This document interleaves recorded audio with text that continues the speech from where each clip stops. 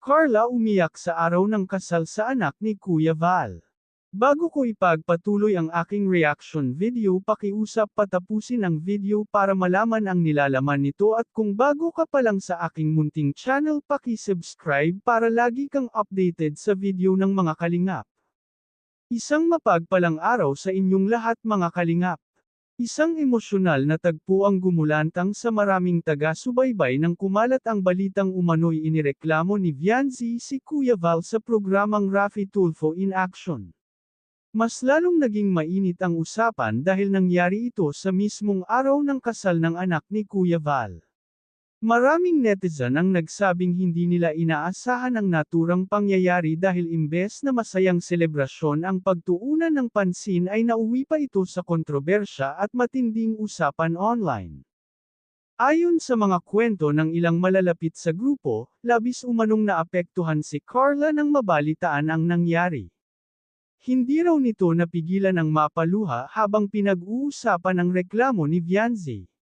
Para kay Carla, masakit umanong makita na sa halip na pagkakaisa ay tila lalo lamang lumalalim ang hindi pagkakaunawaan ng mga taong dati namang magkakasama at nagtutulungan.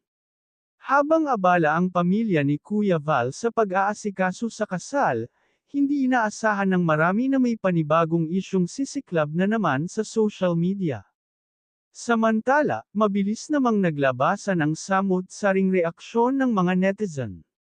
May ilan na nagsabing hindi raw tama ang tiyempo ng pagrereklamo dahil espesyal na araw iyon para sa pamilya ni Kuya Val. Ang iba naman ay nagpahayag ng pagkadismaya kay Vianzi at sinabing sana ay inayos muna ng pribado ang problema bago ito umabot sa publiko. Dahil dito, lalo pang dumami ang bashers at maiinit na komento laban kay Vianzi sa iba't ibang social media platforms.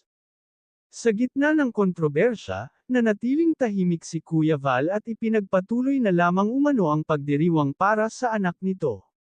Marami rin sa kanilang supporters ang nagsabing mas mabuting ituon na lamang ang pansin sa masayang okasyon kaysa patulan pa ang mga paratang at issue. Gayunpaman, hindi pa rin naiwasang pag-usapan ng publiko ang nangyari dahil maraming tagahanga ang nagtaka kung ano talaga ang ugat ng sigalot sa pagitan nila. Habang patuloy ang usap-usapan online, marami rin ang umaasang maaayos pa ang gusot sa pagitan ng magkabilang panig. Ayon sa ilang netizen, mas mabuti pa rin umano kung magkakaroon ng maayos na pag-uusap upang matapos na ang hidwaan at maiwasan pang lumaki ang gulo. Ngunit sa ngayon, tila nananatiling emosyonal at mabigat ang sitwasyon lalo na para sa mga taong malalapit sa kanila gaya ni Carla na hindi raw maitago ang labis na lungkot sa mga nangyayari.